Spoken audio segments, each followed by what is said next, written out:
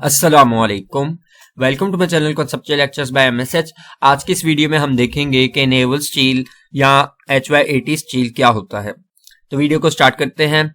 उससे पहले अगर आपने मेरा चैनल सब्सक्राइब नहीं किया तो इसको लाजमी सब्सक्राइब कर लें। तो वीडियो को स्टार्ट करते हैं। Naval steel HY80 steel, naval steel इसको हम HY80 स्टील भी कहते हैं और इसका नाम बेसिकली नेवल स्टील इसलिए पड़ा है क्योंकि ये नेवल एप्लीकेशंस में ज्यादातर यूज होता है।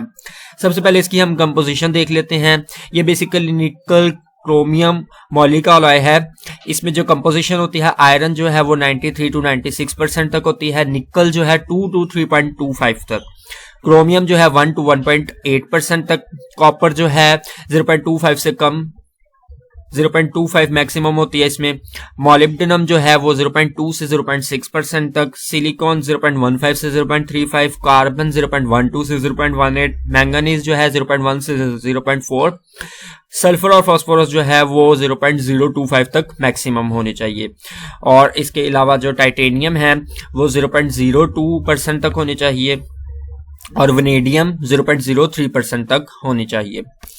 नेवल स्टील HY80 स्टील होता क्या है? ये बेसिकली लो कार्बन और लो अलॉय फैमिली है स्टील्स की, जो कि निकल क्रोमियम मॉली से मिलकर बना है। ये इसके जो अलॉइंग एलिमेंट्स हैं और ये जो नेवल स्टील है ये हार्डनेबल होता है। इसका जो बेसिकली जो प्राइमरी ऑब्जेक्टिव था इसको बनाने का वो ये था कि एक ऐसी स्टील की एक ऐसी क्लास क्रिएट की जाए जिसकी हाई और एक्सीलेंट यील्ड स्ट्रेंथ हो, मतलब उसकी जो स्ट्रेंथ है जो कि उसकी प्लास्टिक डिफॉर्मेशन को रेजिस्ट करती है वो बहुत ज्यादा अच्छी हो और उसकी जो ओवरऑल टफनेस है वो भी कंपैटिबल हो। ठीक है, और ये हमें किस तरह मिलती है? ये हमें HY80 स्टील के जरिए मिलती है, उसकी फाइनली जब हम क्वेंचिंग और टेम्परिंग कर लेते हैं।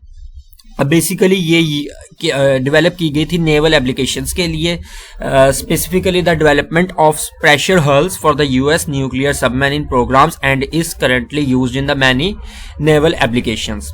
अब इसमें जो HY80 में जो 80 है वो क्या रेफर करता है? वो इसकी यील्ड स्ट्रेंथ को रेफर करता है KSI में। ठीक है, 80,000 इसकी जो है PSI इसकी यील्ड स्ट्रेंथ है, पाउंड्स पर स्क्वायर इंच। आ जाते हैं नेक्स्ट इसकी हम प्रॉपर्टीज की तरफ। तो इसकी प्रॉपर्टीज जो है, सबसे पहले इसकी डेंसिटी देख लेते हैं। वो इसकी डेंसिटी जो है 7.87 है, मेल्टिंग पॉइंट जो इसका है 1424 डिग्री सेल्सियस है, टेंसाइल स्ट्रेंथ जो है इसकी वो 552 मेगापास्कल है, मॉडुलस ऑफ इलास्टिसिटी 205 गीगापास्कल है, शियर मॉडुलस 80 गीगापास्कल है और पॉइजन रेशियो जो है वो कैलकुलेटेड है वो इसकी 0.28 है। अब इसकी प्रॉपर्टीज में क्या मेन है? इसकी जो कि इसकी वैल्यू बढ़ाती है वो है इसकी स्ट्रेंथ टू वेट रेशियो। इसकी स्ट्रेंथ टू वेट रेशियो अच्छी होती है और इसके अलावा इसकी जो खास प्रॉपर्टी है वो इसकी डक्टिलिटी भी अच्छी है और इसकी जो नॉच टफनेस है और वेल्डेबिलिटी है वो भी एक्सीलेंट होती है। इसके अलावा इसकी कोरिजन रेजिस्टेंस भी अच्छी होती है और इसकी जो फॉर्मेबिलिटी है, इसको वेल्डेबल बनाने के लिए इसकी जो फॉर्मेबिलिटी है वो भी अच्छी होती है। अब ये जो नेवल स्टील है इसको हम क्वेंच्ड और टेम्पर कंडीशन में इसकी हम मशीनिंग भी कर सकते हैं। इसके अलावा it can be readily cold और hot formed by conventional bending forming processes. इसके अलावा इसको जो अगर हम हीट करते हैं मेटल आर्क प्रोसेस से तो इसको हम एफिशिएंटली हीट कर सकते हैं। कौन से इलेक्ट्रोड इस्तेमाल करके? E11018 और E10018। इन इलेक्ट्रोड्स की मदद से हम इनको एफिशिएंटली हीट कर सकते हैं मेटल आर्क प्रोसेस में। इसके अलावा इनकी हॉट वर्किंग हम जो टेम्परेचर में करते हैं वो 93 to 316 डिग्री सेल्सियस तक कर सकते हैं और इनकी हम कन्वेंशनल मेथड्स के जरिए कोल्ड वर्किंग भी कर सकते हैं। इनको हम कोल्ड वर्किंग के जरिए इनमें हम हार्डनेस भी इंड्यूस कर सकते हैं। इसके बाद आ जाते हैं इसकी प्री हीटिंग और पोस्ट हीटिंग ट्रीटमेंट में। तो इनकी प्री हीटिंग और पोस्ट हीटिंग नहीं होती, बस एक एक्सेप्शन है कि हैवी सेक्शंस अगर होंगे तो उसमें हमें थोड़ा बहुत प्री हीटिंग करनी पड़ती है।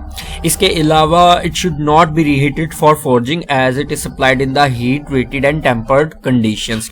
अब बेसिकली ये हीट रेटेड और टेम्पर्ड कंडीशन में ही सप्लाई होता है, तो इसलिए फोर्जिंग के लिए इसको रीहीट करना सूटेबल नहीं है। इसके बाद आ जाते हैं इसकी हीट ट्रीटमेंट के ऊपर। तो हीट ट्रीटमेंट में इसको सबसे पहले हम 900 डिग्री सेल्सियस पे हीट करके सारा मटेरियल जो है वो ऑस्टेनाइट बना देते हैं। उसके बाद इसकी हम करते हैं क्वेंचिंग।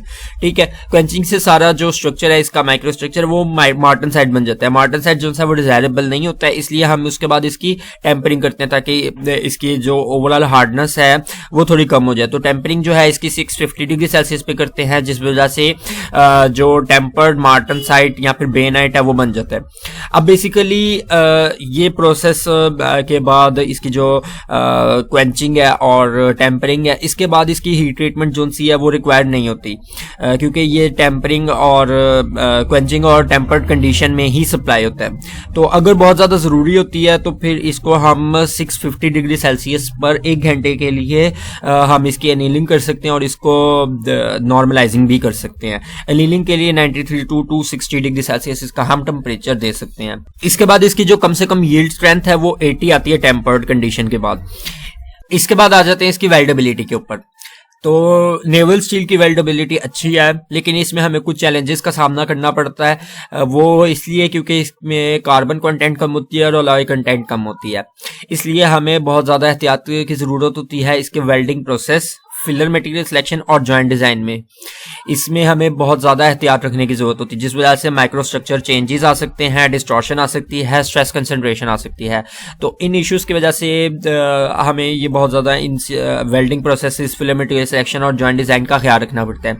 इसके अलावा ये जो नेवल स्टील है ये हार्डनेबल है, ये भी एक इशू है हमारे लिए। जब हम वेल्डिंग करते हैं तो जो आपका फ्यूजन जोन है और हीट अफेक्टेड जोन है, यहाँ पे बेसिकली इसमें एक स्टीप टेम्परेचर ग्रेडियंट और रैपिड कूलिंग की वजह से ना जो अनटेम्पर्ड मार्टनसाइट बन जाता है वो इशू क्रिएट करता है। तो इसलिए हमें इन सबको अवॉइड करने के लिए एहतियात जो है प्रिकॉशंस मद्देनजर रखनी पड़ती हैं। इसके अलावा इसमें जो वेल्डेबिलिटी इशू है वो ये है कि इसमें जो अगर हम थिक प्लेट या फिर लार्ज वेल्डमेंट्स की जो वेल्डिंग करेंगे तो ये जो थिक प्लेट है या फिर लार्ज वेल्डमेंट हैं, ये जो से हैं ये इसमें बहुत ज़्यादा रिस्क होते हैं। इंट्रिंसिक और एक्सट्रिंसिक स्ट्रेस कंसंट्रेशन की वजह से वो वेल्ड जॉइंट में आ सकते हैं। इसके बाद आ जाती है इसकी टेस्टिंग। तो डिस्ट्रक्टिव टेस्टिंग जो सी है ये इसमें प्रैक्टिकल नहीं है। For inspecting completed weldment prior to being placed in service, therefore इसकी जो नॉन डिस्ट्रक्टिव टेस्टिंग है वो प्रेफर की जाती है। नेक्स्ट इनके एप्लीकेशंस के ऊपर आ जाएं तो एप्लीकेशंस हम पहले डिस्कस कर चुके हैं कि these are used extensively in naval applications and similarly best suited for use in ship building for welded hull plates. तो ये आपके सामने नेवल स्टील का ब्रीफ सा इंट्रोडक्शन था और इसकी हमने कंपोजिशन देखी है, इसकी प्रॉपर्टीज देखी हैं, इसके अलावा इसका हीट ट्रीटमेंट हमने देखा है, वेल्डेबिलिटी देखी है, टेस्टिंग देखी है और एप्लीकेशंस वगैरह देखी हैं। Thank you so much.